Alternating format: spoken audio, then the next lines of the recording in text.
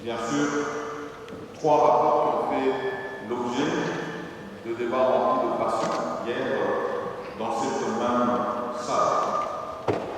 Et de les soumettre à son Excellence, Monsieur le Président de la République et chef de l'État en France.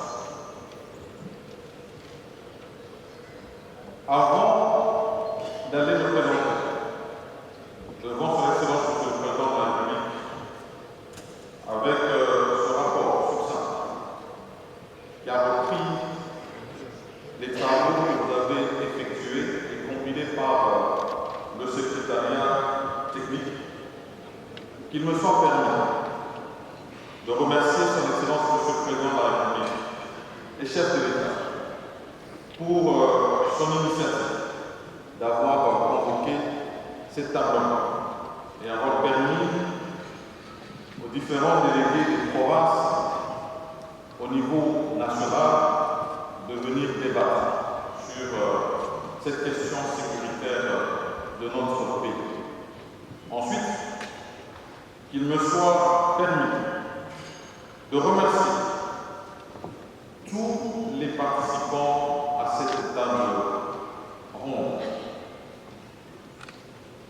Vous avez démontré non seulement votre sens, et grand sens et souci de l'unité de notre pays, mais surtout votre attachement à la souveraineté de la mère patrie et à l'intégrité de son territoire.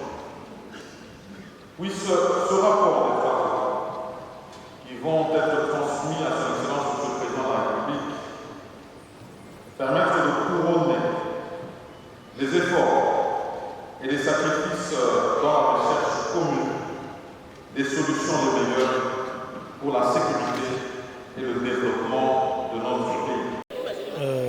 Merci beaucoup pour la question. Ça fait presque 6 mois que le chef de l'État nous a promis cette table ronde qui venait de se terminer, de se clôturer aujourd'hui. Jusque-là, je pense que ce que la population attend du chef de l'État, c'est vraiment la levée de l'état de siège. Donc il n'y a pas vraiment de solution. Il y avait 3 commissions. Vous avez vu, il y avait maintien de l'état de siège, il y avait requalification de l'état de siège et levée pure et simple de l'état de siège. Vous avez vu les gens qui étaient prévus d'aller participer dans le maintien, ils se sont vidés. Vous avez vu les gens qui étaient prévus de participer dans la requalification, ils ont vraiment montré que ça ne sert à rien de requalifier. C'est pour dire que tout le monde est pour la levée de l'état de siège. Les gens sont pour la levée de l'état de siège, pas parce qu'ils sont contre les militaires, non. Mais puisque nous pensons que les militaires sont allés plus dans des affaires commerciales, dans des affaires fiscales, ce qui n'était pas vraiment leur mission. Donc ils ont oublié leur mission. Au lieu de poursuivre leur mission qui était de neutraliser les groupes armés, de rétablir l'autorité de l'État sur terrain, ils sont plus empirés. C'est pour cette raison que nous pensons que c'est mieux qu'on puisse encore ramener, retourner les autorités légales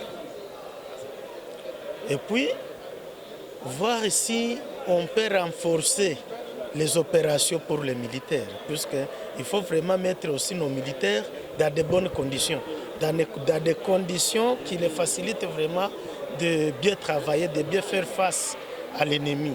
Donc je pense que c'est un peu ça ce que je peux dire. Sinon, nous attendons nous tous la décision du chef de l'État. Comme le Premier ministre venait de le dire tout de suite là, tous les rapports lui ont été transmis. Donc nous attendons que lui, qui est le garant de la nation, qu'il puisse trouver une solution. Mais vous avez vu quand même l'ambiance de la salle. Donc c'est-à-dire que tout le monde, 80%, si pas 90%, et pour la levée de l'état de siège. Alors on aura le général sous l'état du cas. Ça s'aggraver. Je pense que ça n'a pas commencé aujourd'hui. Avant que l'état de siège y soit établi, il y avait toujours la même situation. Donc nous pensons que si chacun peut se focaliser dans ses attributions, l'armée dans ses attributions, les autorités démocratiquement élues dans leurs attributions, nous pensons que les choses vont marcher. Sinon, l'état de siège est en train de risquer d'opposer les civils aux militaires. Or, vous-même, vous savez qu'est-ce qui peut nous arriver dans ce pays si une fois les militaires et les civils ne collaborent pas. Donc, c'est un peu ça, moi, mes raisonnements. Seulement, ce que je peux ajouter est que nous pouvons demander à toutes les autorités provinciaux. Là, je parle du gouverneur du Nord Kivu, de même chose du gouverneur de l'Ituri. Si nous sommes arrivés au moment où on est venu décréter l'état de siège, c'est qu'il y avait vraiment des... ça ne va pas. Donc, moi, je peux leur demander de corriger. Et puis, s'ils ne corrigent pas, la solution, ce n'est pas seulement l'état de siège. C'est-à-dire, si les gouverneurs continuent à fonctionner, à ne pas très bien fonctionner, si les institutions continuent à être des blocages entre les provinces, ce soit avec le gouvernement central, on peut changer le gouverneur. Là, vous vous adressez au gouvernement démocratiquement élu. Oui, là vraiment je m'adresse à ces deux gouverneurs. C'est pour dire qu'ils n'ont pas bien travaillé. Et si aujourd'hui vous voyez l'ambiance même de la salle, les gens sont en train de se dire oui, il faut lever de l'état de siège puisque ça n'a pas vraiment marché. Il faut très bien dire qu'ils ont échoué leur mission. Mais aussi, nous nous posons aussi la question, si une fois nos gouverneurs continuent aussi à œuvrer comme ils ont œuvré durant les années écoulées, ça ne va pas marcher. Donc nous leur demandons de corriger. Merci. Merci beaucoup.